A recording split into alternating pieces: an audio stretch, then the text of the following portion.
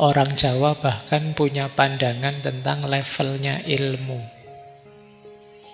Jadi mereka itu punya konsep ilmu itu ada ilmu kanoman, ada ilmu kanuragan, ada ilmu kadonyan, ada ilmu kasepuhan, dan puncaknya adalah ilmu kasampurnan.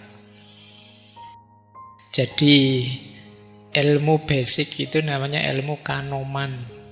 Ketika teman-teman belajar di sekolah-sekolah dasar, mungkin sampai SMP, ini ilmu kanoman. Ilmu kanoman itu ya belajar tentang dasar-dasar hidup.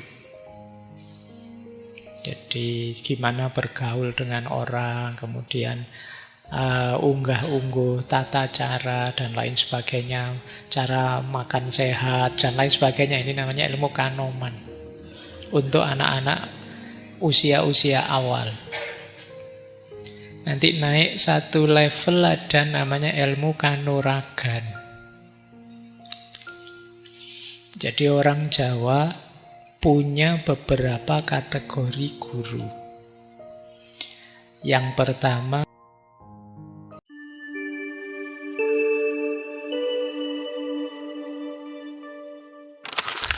Assalamualaikum warahmatullahi wabarakatuh.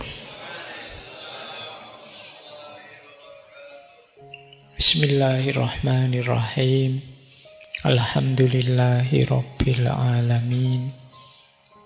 Wa bihi nasta'inu ala umurid dunya waddin. Allahumma sholli wa sallim wa barik ala habibina wa syafi'ina sayyidina wa maulana Muhammadin wa ala alihi wa ashabihi wa man tabi'ahum bi ihsanin ila yaumiddin. Amma ba'd. Bismillah. Mari teman-teman kita lanjutkan lagi ngaji kita, belajar kita. Masih di tema para penuntun. Malam hari ini kita akan belajar tentang guru sejati. Cuma ini jangan dibayangkan guru sejati ini ada sosoknya, karena konsepnya agak berbeda dalam filsafat Jawa. Baik, kita mulai tentang guru sejati ini. Jadi jangan salah, budaya Jawa juga punya concern yang sangat kuat terhadap pendidikan. Kalau teman-teman masih ingat, dulu pernah saya sampaikan, orang Jawa bahkan punya pandangan tentang levelnya ilmu. Jadi mereka itu punya konsep ilmu itu ada ilmu kanoman, ada ilmu kanuragan, ada ilmu kadonyan, ada ilmu kasepuhan, dan puncaknya adalah ilmu kasampurnan. Saya lupa di sesi yang mana saya menjelaskan itu. Apa bukan di sini ya? Jadi ilmu basic itu namanya ilmu kanoman. Ketika teman-teman belajar di sekolah-sekolah dasar, mungkin sampai SMP, ini ilmu kanoman. Ilmu kanoman itu ya belajar tentang dasar-dasar hidup. Jadi gimana bergaul dengan orang, kemudian unggah-ungguh tata cara dan lain sebagainya, cara makan sehat dan lain sebagainya. Ini namanya ilmu kanoman untuk anak-anak usia-usia awal. Nanti naik satu level ada namanya ilmu kanuragan. Ilmu kanuragan ini ya makna letternya sebenarnya kemampuan fisik, kesaktian kalau zaman dulu. Kalau zaman sekarang ilmu kanuragan itu mungkin dekat dengan keterampilan, skill yang harus kalian kuasai untuk hidup. Kemudian ada lagi ilmu satu level di atasnya, yaitu kadonyan. Kalau kadonyan ini cara hidup yang konkret, berkarir, bermasyarakat, itu ilmu kadonyan namanya. Nanti naik satu level ada ilmu kasepuhan. Ini sudah mulai masuk ke ranah spiritual. Jadi mungkin berhubungan dengan akhlak, dengan agama, dengan ibadah, kesolehan, dan lain sebagainya. Dan puncaknya adalah ilmu kasampurnan. Ini kalau di tasawuf ini nanti hubungannya dengan makom tertinggi, makrifat, dan lain sebagainya. Nah, saya tidak tahu. Kalau levelmu mungkin sekarang harusnya mungkin masuk kanuragan ya, masuk kuliah, belajar sesuai bidangmu masing-masing. Padahal materi kita malam hari ini ada yang bilang ini dekat dengan materi kasampurnan. Tidak apa-apa ya, dipakai sebagai rujukan referensi. Meskipun mungkin dalam beberapa aspek ini nanti relate, nyambung dengan kehidupan kita. Baik, itu ya. Coba kita lihat, sekarang kita masuk ke guru. Jadi orang Jawa punya beberapa kategori guru. Yang pertama guru rupa, yang kedua guru wicara atau guru sabda, yang ketiga guru laku, dan yang keempat yang kita bahas malam hari ini guru sejati. Guru rupa itu ya guru dalam bentuk orang yang bimbing kita selama ini. Orang tua, guru di sekolah, dosen itu. Yang diajarkan ilmu lahir. Jadi materi-materi untuk hidup di dunia ini. Jadi ada rupanya gurunya, makanya disebut guru rupa. Guru pertama yang orang tua itu juga jenis guru rupa. Saya yang sekarang mungkin bagi kalian dianggap dosen. Dosen itu guru rupa. Jadi ini jenis guru yang paling mudah. Minggu pertama kemarin kita belajar guru menurut John Dewey. Itu guru rupa sebenarnya. Ing ngarsa sung tulodo, ing madya mangun karsa, tutwuri handayani, itu guru rupa. Ada sosoknya. Yo rupa kalau makna letterleknya wajah. Yo, rupamu itu yo wajahmu, raimu. Tapi ini maksudnya ada sosoknya. Nah, ini namanya guru rupa. Nanti ada guru wicara atau guru sabda.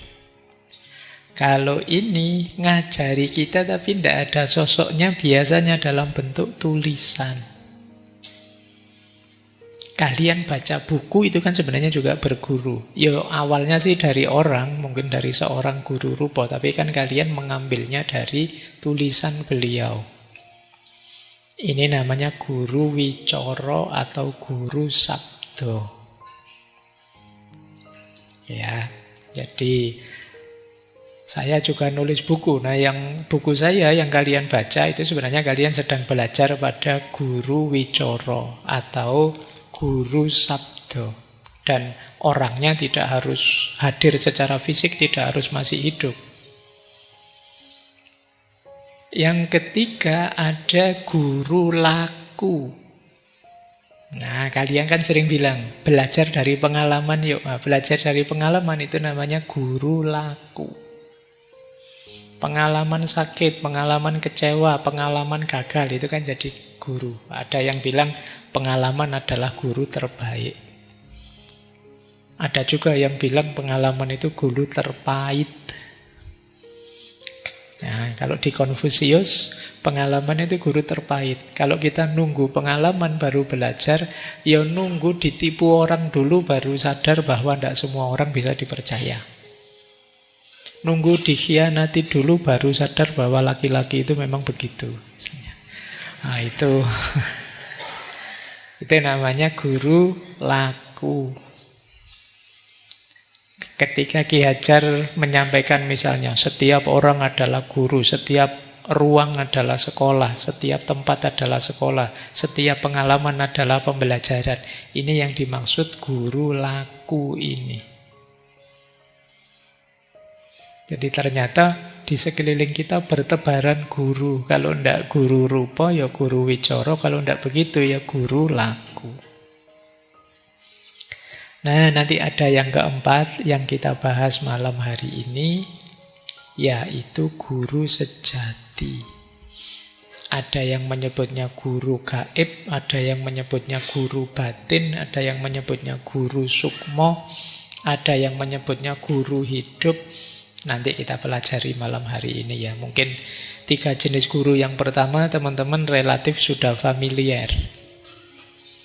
Tapi guru yang terakhir ini, malam hari ini kita coba. Mungkin bisa berkontribusi besar untuk hidup kita hari ini. Ini nanti berhubungan dengan diri kita yang paling dalam. Jadi pada akhirnya puncaknya seorang guru yang disebut guru sejati itu ternyata diri kita sendiri. Tapi di aspek yang paling dalam, yang kadang-kadang kita sebut ini unsur ilahiyah dalam diri kita. Baik ya, jadi nenek moyang kita seserius itu mengkonsep seperti ini. Jadi maka jangan nganggep bahwa Simba-simba dulu literasinya kurang tinggi ya.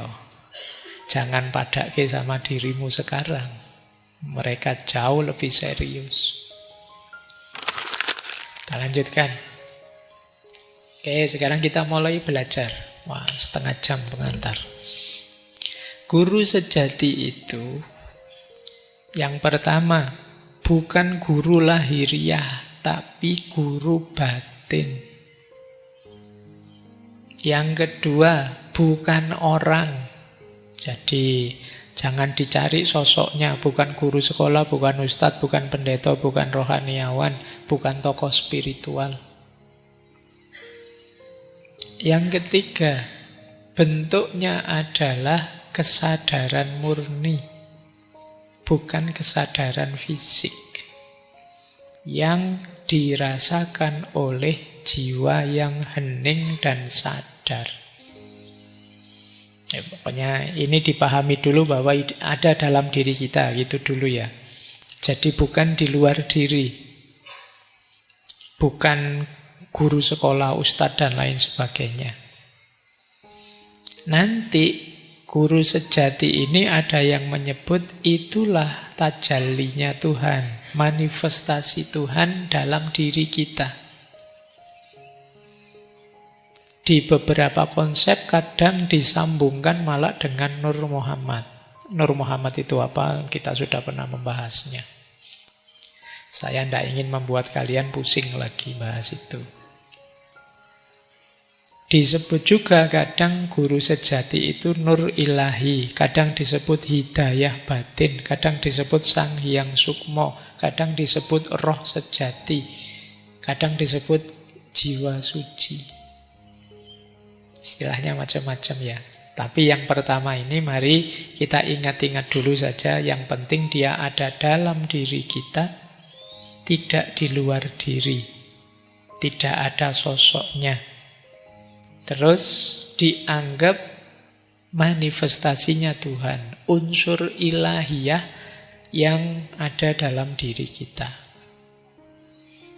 Yang pertama ini dulu. Kita lanjutkan ya, ini masih panjang konsepnya. Guru sejati erat dengan hati nurani. Kayak bahasa Arabnya kolbu. Itu nurani bahasa Indonesia ya, jangan dibaca bahasa Jawa. Kalau di bahasa basa Jawa tadi nurani. Maknanya beda nurani dengan nurani. Nurani itu ya mungkin serapan dari bahasa Arab ya. Ada unsur nurnya, ada unsur cahayanya. Jadi itu jenis cahaya. Jadi hati nurani itu suara batin terdalam. Jadi intinya itu kan hati nurani yang sering nuntun kita. Sering diidentifikasi hati nurani itu suara lembut, suara halus dari dalam diri kita. Dia tidak memaksa, tapi kita sulit menolaknya. Itu suara hati nurani. Jadi misalnya gini, ngaji ndak ya malam hari ini? Rasanya kok tidur lebih enak. Tapi kok kalau ndak ngaji gimana? Wong ada waktu, ndak ada halangan apa-apa itu. Keinginanmu, dorongan dari dalam dirimu, mbok ngaji saja lebih baik. Ndak ngaji ndak enak loh. Meskipun nyaman tapi kan ndak baik. Lebih baik kan ngaji. Itu suara hati nurani. Jadi yang berfatwa hatimu. Itulah hati nurani, ada di dalam diri. Ketika melakukan salah, kamu was-was, ndak enak. Itu juga hati nurani. Misalnya, kamu dititipi temanmu absen misalnya. Yalah, duniamu kan tidak jauh-jauh dari situ. Jadi dititipi temanmu absen. Yo, mau ndak dituruti ki wong konco. Dituruti itu kok rasanya ada rasa bersalah. Itu hati nuranimu yang menggugat. Apa boleh kayak gini? Bukankah ini curang? Itu sebenarnya suara hati. Jadi ada orang bilang sepanjang kalian masih punya rasa bersalah, itu kemungkinan hatimu masih hidup. Tapi kalau kamu sudah tidak punya rasa bersalah, ya kemungkinan hatimu sudah mati. Salah oke tapi tidak sadar-sadar. Nganggap dirinya benar saja. Jangan-jangan hati nuranimu mati. Tidak bisa jadi kompas dirimu. Di situ saya jelaskan hati nurani itu semacam kompas batin yang mengarahkan kita. Kalau dia jernih, mengarahkan kita pada kebenaran. Yang sering terjadi hati nurani ini keruh, tertutupi oleh macam-macam. Ambisilah, nafsulah, sehingga tidak jernih. Kamu salah ndak sadar atau ndak mau sadar. Dibilangin yang benar, yang lurus-lurus, kamu ndak mau patuh. Nah itu lama-lama hati nuranimu bisa mati. Kan terus kita kalau menyebut orang sangat jahat itu kan kita terus sebut itu hatinya sudah mati orang itu. Nah, dia ndak punya hati. Kok sekejam itu, kok sesadis itu. Berarti kompas batinnya, suara hatinya sudah tidak menunjukkan lagi ke yang benar. Hubungannya apa dengan guru sejati tadi? Hati nurani adalah channelnya, salurannya guru sejati. Lah kok bisa tadi hati tidak nyaman ketika melakukan salah, menyuruhmu ke arah yang baik-baik saja? Karena dia memantulkan cahaya ilahi. Ini mirip dengan konsepnya dulu kita belajar Imam Ghazali. Kolbu, bukan pakai kaf ya. Kalau pakai kaf nanti kalbu. Kalau pakai kaf artinya asu. Kalbun, kolbun, hati itu seperti kaca, kata beliau. Yang setiap kali kita melakukan salah dan dosa, itu dia akan mendapatkan satu kotoran, satu titik hitam. Fungsinya kaca ini untuk memantulkan cahayanya Tuhan dalam diri kita. Loh itu kalau lama-lama kita terlalu sering melakukan dosa maksiat, dosone terus, dosa lama-lama dia gelap. Tidak bisa lagi memantulkan cahayanya Tuhan. Kalau dia sudah gelap, dia tidak bisa menunjukkan kita itu salah, ini benar. Maka hati adalah salurannya cahaya Tuhan. Yang cahaya Tuhan itu hari ini kita menyebutnya guru sejati dalam diri kita. Jadi diri kita ini di unsur ilahiyah yang paling dalam ada guru sejati. Dia mengarahkan, nuntun kita ke arah kebenaran. Tuntunan itu masuknya ke hati nurani atau kolbu. Yang kolbu atau hati nurani ini kalau dia gelap, dia tidak bisa memantulkan guru sejati. Tidak bisa memantulkan unsur ilahiyah tadi. Berarti apa? Mendengarkan hati nurani itu seperti mendengarkan guru sejati. Guru sejati itu unsur ilahiyah dalam diri kita yang mencahayai, mengarahkan hidup kita ke arah yang benar. Ya tentu saja bentuknya petunjuk dari guru sejati di hati nurani itu ndak kok terus kayak di sinetron-sinetron ada suaranya. Rasanya ndak ngono ya. Jadi jangan dibayangkan terus kalau guru sejatinya hidup berarti kamu sering dibisiki di telingamu. Rasanya perasaanku kok ndak enak ya. Jangan-jangan itu sinetron. Jadi bentuknya apa? Rasa tadi loh. Kok ndak nyaman ya, ndak enak ya. Kelihatannya kok cenderungnya ke situ ya, cocoknya ke sana ya itu. Jadi ada rasa halus dalam diri kita yang mengarahkan. Yaitu disebut suara, kita kadang pakai istilah suara hati.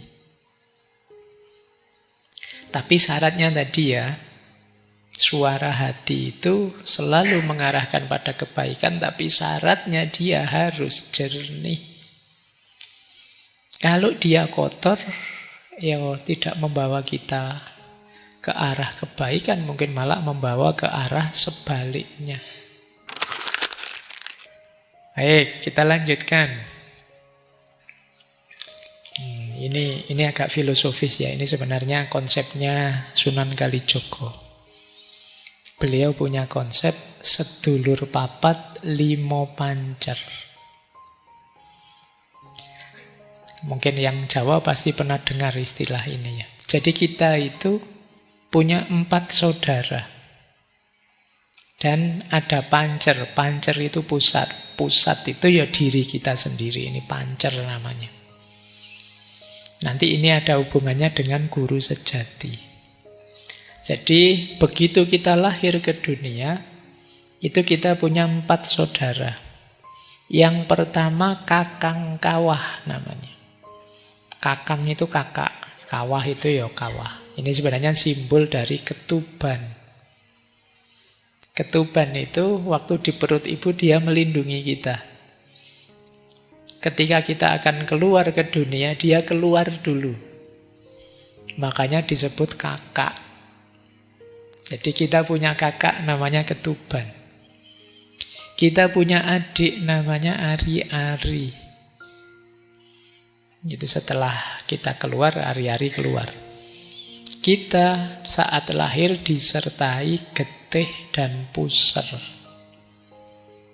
Jadi kita punya kakak, adik, dan 2 saudara lagi. Jadi sedulur papat, 4 saudara. Itu kalau menggunakan konsep ini sebenarnya kalian tidak ada yang anak tunggal. Jadi pasti punya 4 saudara, tenang saja. Jadi kakang kawah, adik ari-ari, getih lan puser. Cuma ini ada filosofinya. Ini hubungan dengan unsur dalam diri kita.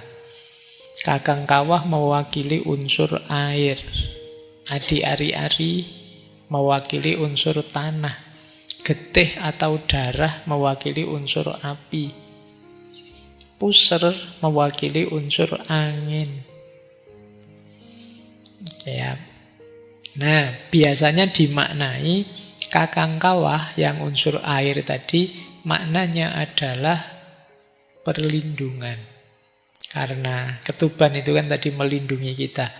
Kemudian dia keluar duluan, mungkin memastikan jalannya aman, sehat untuk kita masuk ke dunia. Jadi senantiasa peduli dengan kita. Kita hidup perlu perlindungan. Kemudian di ari-ari tanah. Tanah ini simbol kebutuhan. Jasmani, rohani kita itu ada banyak keperluan, ada banyak kebutuhan. Kemudian darah itu simbol dari energi dan semangat, simbol kehidupan. Sementara puser ini kan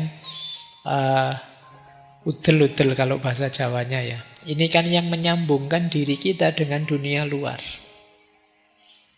Jadi puser ini yang langsung berhadapan dengan dunia di luar diri. Ini simbol ikatan dan hubungan, simbol koneksi. Nah nanti kalau dikaitkan dengan unsur dalam diri kita, kakang kawah, ketuban, air yang bermakna perlindungan itu mewakili unsur insting, naluri atau fitrah dalam diri kita. Sementara ari-ari yang mewakili unsur tanah yang bermakna kebutuhan hidup itu mewakili unsur tubuh fisik ini, jasmania.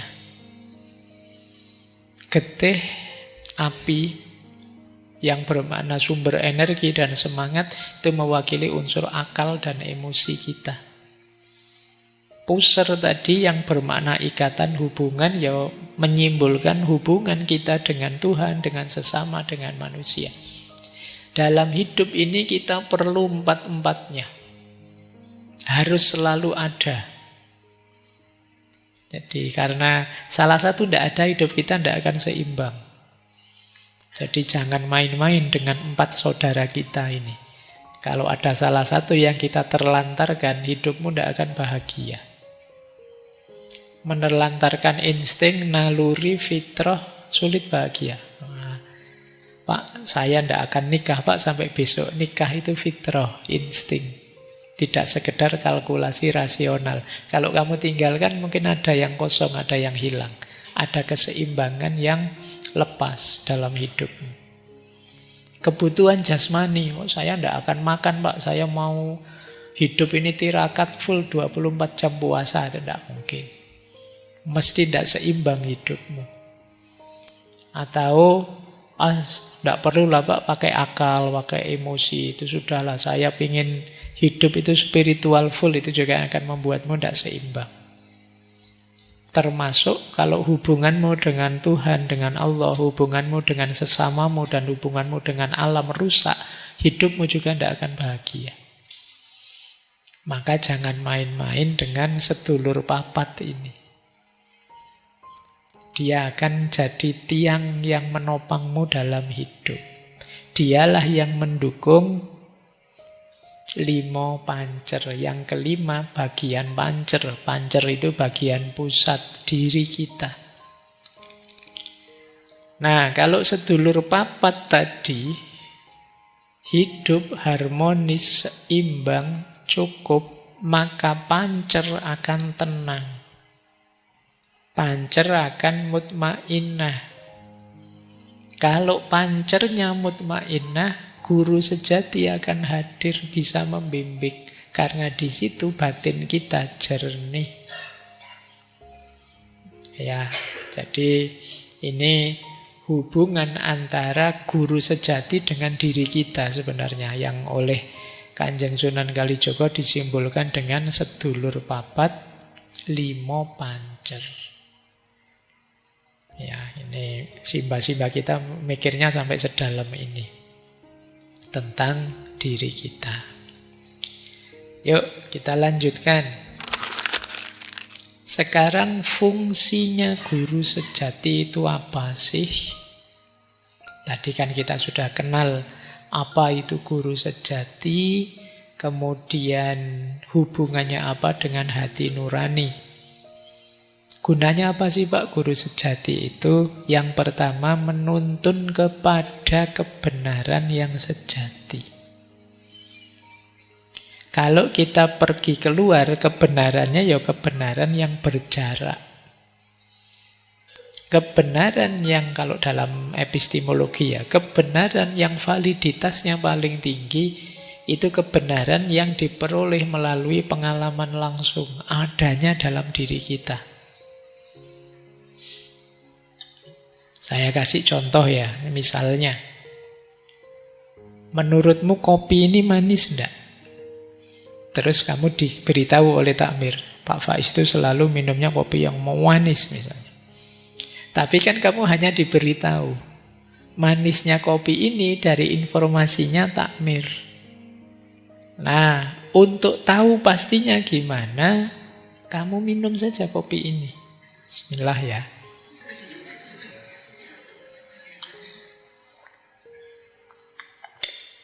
Setelah minum kamu merasakan kan?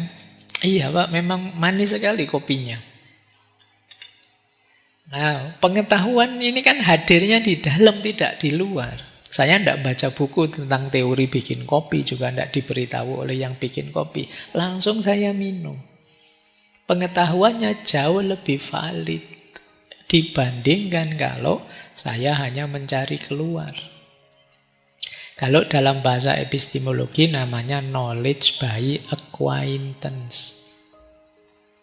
Inilah kenapa dulu Imam Ghazali memutuskan bahwa pengetahuan paling valid itu adanya di tasawuf. Kenapa? Karena tasawuf itu olah batin sisi dalam diri kita. Kedekatan dengan Tuhan itu melalui rasa, tidak melalui kitab, tidak melalui ceramah. Dijalani, dirasakan langsung. Validitasnya menurut Imam Ghazali paling tinggi. Panca indera bisa salah, akal juga bisa keliru, tapi begitu ngalami sendiri langsung, kita bantahnya sulit. Begitu saya bilang, Pak Faiz tahu dari mana kok kopinya pahit? Saya minum langsung. Kamu bantahi susah kan? Tapi kalau saya cuma bilang, kata takmirnya begitu. Oh cuma kata takmir Pak, masuk. Kalau tidak terlalu manis gimana? Kalau takmirnya salah gimana sih? Tapi begitu saya bilang, saya ngalami langsung kok. Kita bantai susah. Ya loh. Kamu dinasihati temanmu, Mas, tidak usah pacaran dulu. Kuliahnya nanti terganggu loh. Terus temanmu tanya, emangnya kamu pernah pacaran? Tidak pernah. No, kan nggak dipercaya nasihatmu kan? Gitu loh. Tapi kalau yang nasihatnya kamu, emangnya kamu pernah? Iya, saya ngalami sendiri. Saya kuliah terus pacaran sampai semester 14, tidak lulus-lulus aku misalnya. Nah, temenmu percaya, kenapa? Kamu ngalami langsung. Jadi kebenaran yang dialami langsung, kebenaran yang sumbernya dalam diri, itu validitasnya dipandang jauh lebih tinggi daripada kebenaran yang berjarak. Materi malam hari ini yang saya sampaikan ini masih materi yang berjarak. Kalian bisa ya, bisa tidak. Tapi nanti kalau ngalami langsung, misalnya kalian merasakan bisikan hati nuranimu, yang itu pancaran dari guru sejati, kamu akan lebih mantap. Iya ya, memang kadang-kadang hati saya itu bilang apa, menyuruh ini, nyuruh itu. Yang kadang-kadang saya merasa tidak terlalu suka, karena saya inginnya enak, tapi kok dia inginnya yang benar. Nanti kalian ngalami langsung. Jadi guru sejati menuntun kita ke kebenaran yang lebih sejati. Yo, kalau dalam epistemologi Islam, ke aspek yang hakul yakin, yang tidak sekedar ilmu yakin maupun ainul yakin. Ilmu yakin itu kalian taunya dari buku-buku, dari informasi-informasi, itu ilmu yakin. Kalau ainul yakin itu kalian melihat sendiri sih, tapi belum mengalami. Kalau hakul yakin itu ngalami langsung. Kalian belajar kitab tentang sholat, itu ilmu yakin. Kalian lihat orang sholat, itu ainul yakin. Kalian sendiri yang sholat dan merasakan apa dan bagaimana rasanya, seperti apa sholat itu, itulah hakul yakin. Jadi karena merasakannya dalam diri kita yang paling dalam. Jadi ini materi ini kalau dicari nanti ada di materi epistemologi. Yang kedua, guru sejati itu penyaring untuk kita memutuskan mana baik, mana buruk. Seperti tadi loh, hati nurani kita kalau kita milih yang buruk dia akan memberontak. Dia akan tenang, nyaman begitu kita milih yang baik. Nah, ini kok bisa begitu Pak? Yang nuntun guru sejati dalam tanda petik. Jadi yang mengarahkan memang guru sejati, unsur cahaya, unsur ilahiyah dalam diri kita. Jadi ada rasa nyaman, ada rasa tenang, begitu kita milih yang baik. Ada rasa gelisah, begitu kita milih yang negatif. Yang ketiga, guru sejati itu cermin untuk kita mengenali diri kita apa adanya.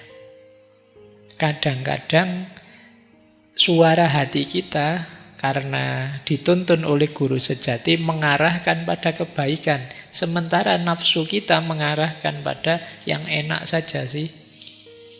Meskipun kadang-kadang tidak terlalu baik. Nah ini jadi bahan refleksi kita. Jadi cerminan, oh ternyata aku itu orang yang masih begini. Ternyata aku itu orang yang sadar sih salah tapi ditabrak saja. Oh ternyata aku orang ini yang lama-lama mulai tidak peka lagi terhadap salah dan dosa. Jadi ini cerminan. Jadi tuntunan guru sejati akan menyadarkan kita tentang siapa kita. Makanya guru sejati itu disebut kompas spiritual. Dialah yang nuntun kita, mengarahkan kita. Tapi namanya kompas itu kadang-kadang kita kalah oleh nafsu kita, kalah oleh bisikan setan kita. Yang di situ kemudian fungsi cermin kembali main. Iya ya, aku itu ternyata tidak sejernih itu, tidak sehebat itu cerminnya main. Jadi ada 4 fungsi yang dimainkan oleh guru sejati. Yang pertama penuntun, yang kedua penyaring, yang ketiga cermin, dan yang keempat kompas spiritual. Yuk, kita lanjutkan. Nah, bagaimana Pak kemudian menemukan atau membangkitkan guru sejati dalam diri kita? Apa yang harus kita lakukan? Ya dalam filsafat Jawa, secara umum jalannya 3. Yang pertama menyucikan hati, tazkiyatun nafas. Yang kedua laku prihatin atau tirakat. Yang ketiga olah rasa. Nanti kita jelaskan sendiri olah rasa ini. Tazkiyatun nafas berarti membersihkan hati dari sifat-sifat negatif, iri, dengki, benci, keterikatan. Ayo kita bersihkan. Karena kalau masih diwarnai ini, sulit kita memahami sesuatu secara jernih. Sulit kita bisa menuruti hati nurani. Orang yang benci sekali misalnya, orang yang benci sekali kacamatanya kacamata kebencian. Cara pandang, perilaku, kata-kata ya disetir, diarahkan hanya oleh kebenciannya. Orang yang iri juga begitu, disetir oleh rasa irinya. Orang yang dengki, orang yang sombong dan lain sebagainya seperti itu. Maka ini perlu dibersihkan. Karena karakter negatif tadi jadi titik gelap dalam hati nurani. Kalau dia jadi titik gelap, ya dia tidak bisa nanti pada akhirnya memantulkan suara dari guru sejati. Jadi memantulkan cahaya ilahi dalam dirimu. Jalan pertama tazkiyatun nafas. Kalau istilahnya tasawuf, takholli. Bersihkan diri dulu. Ya. Caranya gimana Pak? Ya tobat. Yang salah-salah direvisi, yang keliru-keliru diluruskan. Jalan kedua, tirakat atau prihatin. Orang Jawa kadang menyebutnya topo. Apa isinya? Mengendalikan diri, melatih kesabaran, menjaga hati dari godaan dunia, ini prihatin. Puasa, mengurangi makan, mengurangi tidur, ini laku prihatin. Bukan berarti karena tidak mampu, ya karena memang ingin melatih diri. Nah, alhamdulillah kan kalian kadang-kadang kan sudah tirakat karena memang tidak punya saja. Tidak apa-apa kan sekalian tirakat sudah, sekalian prihatin. Pak saya itu uang saya kadang cukup, kadang tidak sampai akhir bulan. Ya sudah, nawa itulah sekalian tirakat sudah dalam hidup. Sopo ngerti nanti sakti kamu. Jadi ya memang ini jadi salah satu jalan. Untuk apa? Melatih pengendalian diri, kita perlu banyak latihan tirakat. Tidur itu enak, tapi kalau kalian bisa mengendalikan waktu tidurmu, akan lebih membahagiakan. Makan itu enak, tapi kalau kamu bisa ngerem hasratmu untuk makan, apalagi makan berlebihan, maka hidupmu akan jauh lebih terkontrol, dan keterkontrolan itu akan membuatmu jauh lebih bahagia. Itu kan rahasianya. Kenapa sih Rasulullah itu bilang makan saat lapar, berhenti sebelum kenyang. Dalam rumus makan ketika lapar dan berhenti sebelum kenyang, itu ada unsur tirakatnya. Ada unsur pengendalian diri. Dan jadi sekedar makan pun Rasulullah mengajarkannya ada unsur pengendalian diri, kontrol dirinya. Bukan sekedar masalah kesehatannya, ya pasti itu menyehatkan, tapi di situ kita belajar ngontrol diri kita. Biasanya kan makan itu, kalau apalagi makanannya enak, itu wis kita sak pol-pole. Jangankan sebelum kenyang, kalau kita kekenyangan pun ayo. Eman-eman Pak, nih, kalau makan itu kan gongnya biasanya di belakang, yang enak-enak kamu makan terakhir kan. Justru itu disuruh berhenti. Wah itu ganjel sekali itu. Tapi kalau kamu mampu seperti ini luar biasa. Jadi daya tirakat, daya prihatin. Buahnya apa Pak? Pengendalian diri. Baik ya, jadi ini rumus menemukan guru sejati, menyucikan hati dan laku prihatin. Yang ketiga, olah rasa. Olah rasa ini berhubungan dengan bagaimana kita membersihkan dimensi batin kita. Jadi olah rasa itu menajamkan kesadaran batin agar kita bisa menangkap kebenaran, menangkap kehendak Tuhan, dan memahami makna di balik segala peristiwa. Kadang-kadang digambarkan seperti menjernihkan air yang keruh, sehingga cahaya bisa terlihat. Jadi nanti ada rumusnya olah rasa ini. Tapi diingat-ingat, rasa itu tidak sekedar rasa ya, tidak sekedar emosi, tidak sekedar Pak ini pedas, ini pahit, tidak sekedar itu, awas keliru. Itu kalau itu kan rasa fisik. Ini rasa batin. Rasa batin pun ya tidak sekedar emosi. Kalau dalam falsafah Jawa, yang namanya rasa itu setidaknya ada 3 jenis. Ada rasa pribadi. Rasa pribadi itu kepekaan kita terhadap diri kita, sisi batin kita. Ini loh, rasa pribadi itu. Wah, sedang marah nih saya. Tersinggung ini kelihatannya saya. Itu tidak gampang loh orang bisa seperti ini. Orang itu biasanya nganggap dirinya stabil saja, padahal tidak stabil. Ternyata aku kecewa ini saat ini. Ini namanya rasa pribadi. Bisa mengenali diri, membaca emosi diri. Ini namanya rasa pribadi.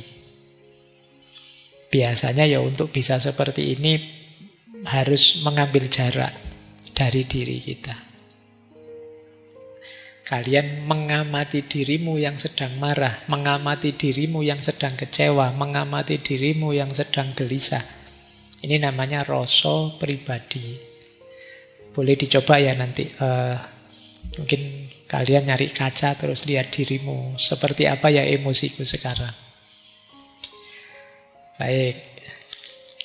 Saya pernah baca, lupa di mana, tapi coba latihan mengambil jarak dengan dirimu itu dengan cara memanggil namamu sendiri.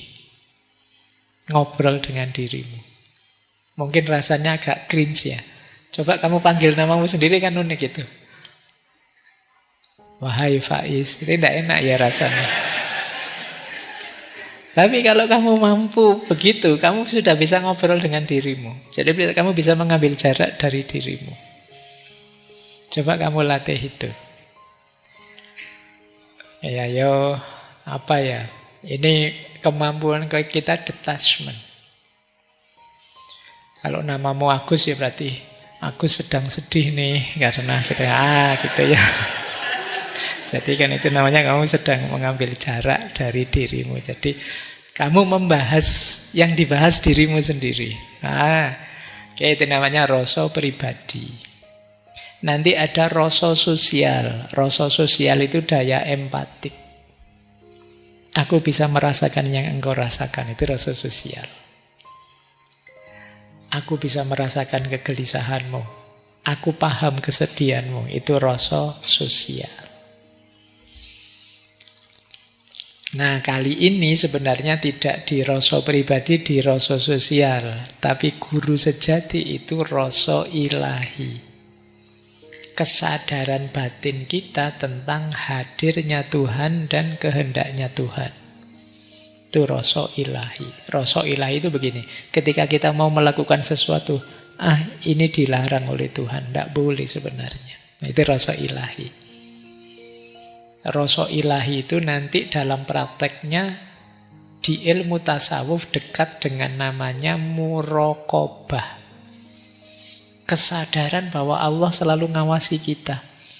Bahwa Tuhan selalu di sisi kita mendampingi kita. Sehingga kita tidak berani sembrono. Mau melakukan apa saja. Iya ya Tuhan ngawasi saya ini. Malu saya kalau melakukan yang seperti ini. Ya tidak ada satupun orang tahu. Tapi kan Allah tahu. Ini kesadaran muraqabah namanya. Istilahnya rasa ilahi. Ya, jadi ada rasa pribadi, ada rasa sosial, ada rasa ilahi.